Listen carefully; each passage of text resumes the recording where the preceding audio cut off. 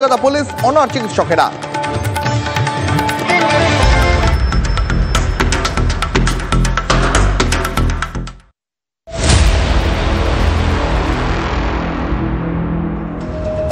আর কিছুক্ষণের অপেক্ষা, দুপুর 2:45 সম্ভবত সঞ্জয় রায়ের সাজা ঘোষণা করবে শিয়ালদা আদালত।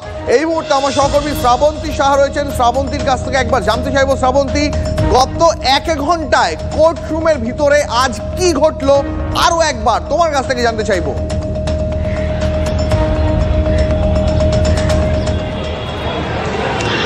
দেখো, সঞ্জয় রায় আজকেরও তার নিজের জন্য একেবারে মরিয়া সওয়াল করে। তাকে যেহেতু প্রথমেই বিচারক জানতে চান যে তার বিরুদ্ধে যে চার্জ ফ্রেম করা হয়েছে, যে সেকশন দেওয়া হয়েছে, তার সর্বোচ্চ সাজা মৃত্যুদণ্ড, এবং সেই অনুযায়ী তার কি বক্তব্য আছে। সাজা ঘোষণার আগে যখন বিচারকের এই বক্তব্য ছিল, তার পরপরই সঞ্জয় জানায় যে সে আগেও বলেছে সে নির্দোষ, এবং তার বক্তব্য কিছুটা থেমে সে জানায় যে সে আদালতে এসে জানতে পেরেছে যে একাধিক ঘটনা ঘটে গেছে, একাধিক জিনিসপত্র পাওয়া গেছে, নষ্ট হয়েছে।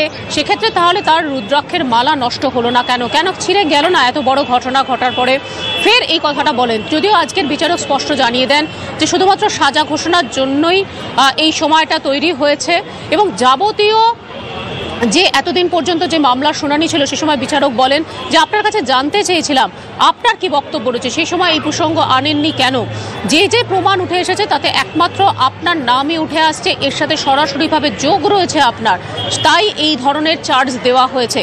এবং তারপরেই সঞ্জয়কে দেখা যায় যে আজকের কাঠগড়ায় রীতিমতো মাথা নিচু করে দাঁড়িয়েছিল, সেই একই রকমের হুডি পরে দাঁড়িয়েছিল। বিচারক একবার জানতে চান বাড়িতে কে আছে, সঞ্জয় জানায় মা রয়েছে, তারা কোনো যোগাযোগ করেছেন কিনা।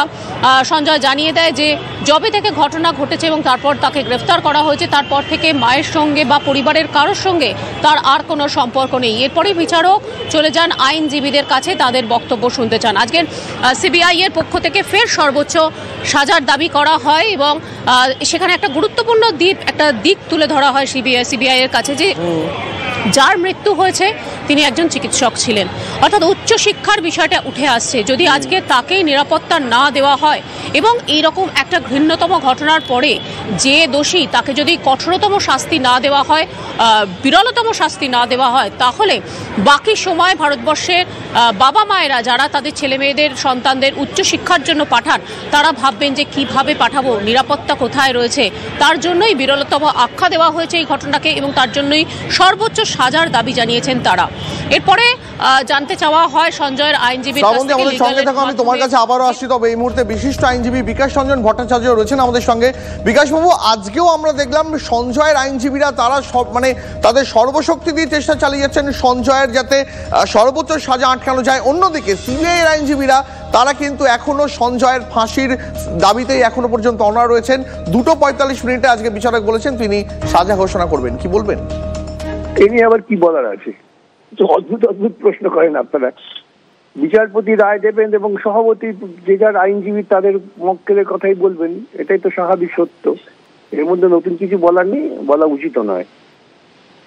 বিকাশবাবু, সিবিআই এর আইনজীবীরা তারা এই সওয়াল জবাবের মধ্যে একটা ইস্যু তুলে আনছেন যে কোথাও যদি যারা